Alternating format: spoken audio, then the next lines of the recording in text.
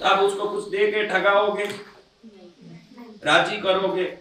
तुम तो उसको देखे हुए नहीं हो, उसको कभी देख लोगे तो मालूम पड़ेगा कि धरती का सभी सौंदर्य, सभी समृद्धि, सभी ज्ञान, सभी विद्या उसके चरण के धूल के नख के पास भी नहीं जा सकता। वो ऐसी चीज, तो आप क्या उसको रिझाओगे? उसको तो भक्ति से ही रिझा सकते। यहाँ आओ बराबर। कौन कौन इंदौर में रहते हो? सब इंदौर में पड़े पड़े मूर्खों की तरह पड़े हो। देखो, शुक्रवार को शाम को पहुंच जाओ बराबर। 5 शुक्रवार ऐसे करो। कितने शुक्रवार? शाम को पहुंचो आरती के समय, आरती में खड़े हो।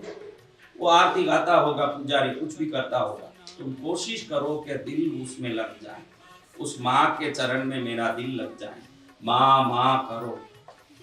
अगर तुम्हारे आंख से 2 आंसू निकल गए माँ के कारण, तुम्हारे दुख के कारण तो तुम बहुत निकालोगी, और दुख नहीं भी आए तो पति को पटाने के लिए भी निकाल देती हो पानी। तो ये सब पानी निकालना तुम्हारे लिए बाएं हाथ का खेल है। पानी निकालना, कब क्या रामायण करना, ये सब तुमको अच्छे से आता है। लेकिन माँ के लिए पानी निकल जाए तो धन्य हो जाओगी, नहीं निकले तो भी उसके चरण में थोड़ी देर माँ माँ माँ माँ करते रहोगे। एक अदृश्य बंधन का अनुभव करोगे जीवन में। एक अदृश्य बंधन। हम देखो बेसहारा हैं, समझो एक बेसहारा है।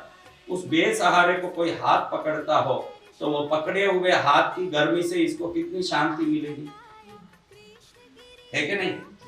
जिस दिन उसके हाथ की गर्मी महसूस करोगे, मालूम पड़ जाएगा कि संसार के सभी सहारे से ऊपर का सहारा है। ये एक मिल जाए तो सभी सहारे स्वयं प्रकट होके आएंगे संसार में। संसार में जिसको भी यश, कीर्ति, सम्मान मिल रहा है वो पहले किया हुआ पुण्य ही है। जो मिल रहा है, आपको कुछ मिल रहा है तो पहले इकट्ठा किया, भाई राशन ला के घर में रखा, वो अब रसोई बन रहा है कि खाली डब्बे में हाथ डाले तो राशन बन रहा है? रखा हुआ राशन ही रसोई बन सकता है। तो किया हुआ पुण्य ही खुशी बन सकता है। खुशी नहीं है तो पुण्य बढ़ाओ जीवन में। खुशी नहीं है तो खुशी के पीछे धक्का मत मारो, इसको राजी करूं तो खुश हो जाऊंगी, उसको राजी करूं तो खुश हो जाऊंगी। खुशी इनको उनको राजी करने से नहीं। कई लोगों का आपने देखा होगा कि वो लात मारते हैं तो भी लोग उनके चरणों में पड़ते हैं। कई लोगों को देखा है कि वो पचकारने जाते हैं तो भी लोग भागते हैं, उनके पास नहीं आते। तो आपके पुचकारने से या लात मारने से संसार नहीं है, आपके पुण्य पाप से संसार है। पाप बढ़ा है तो दुख बढ़ेगा, पुण्य बढ़ा है तो सुख बढ़ेगा।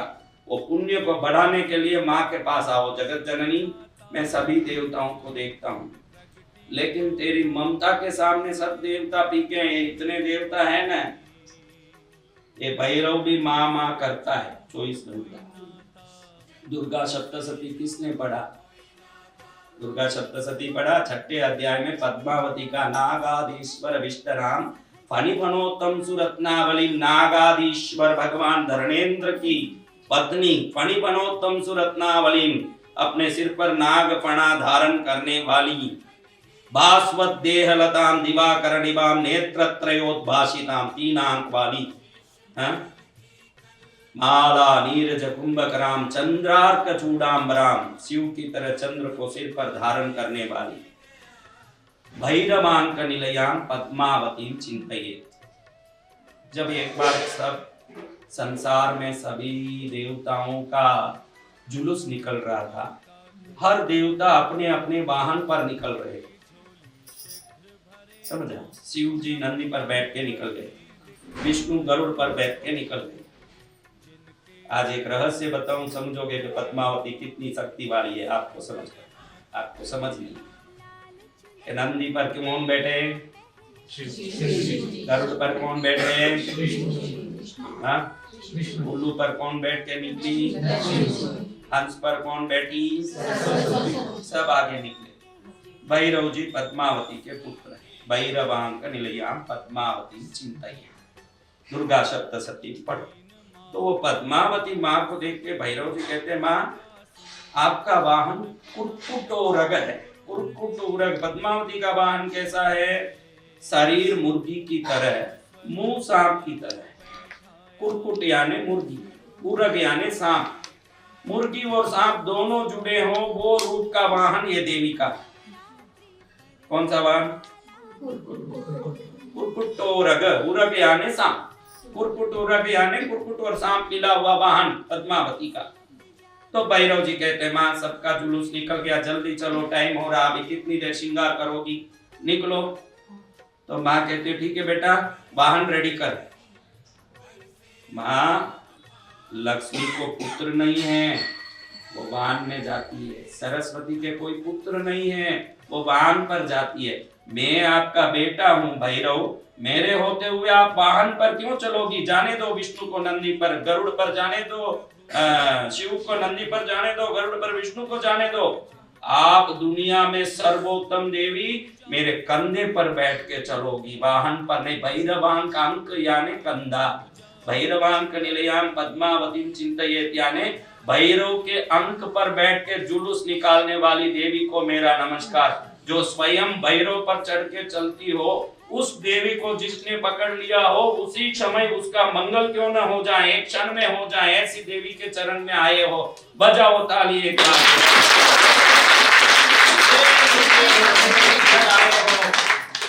जो भैरव पर चलती है, किधर चलती है?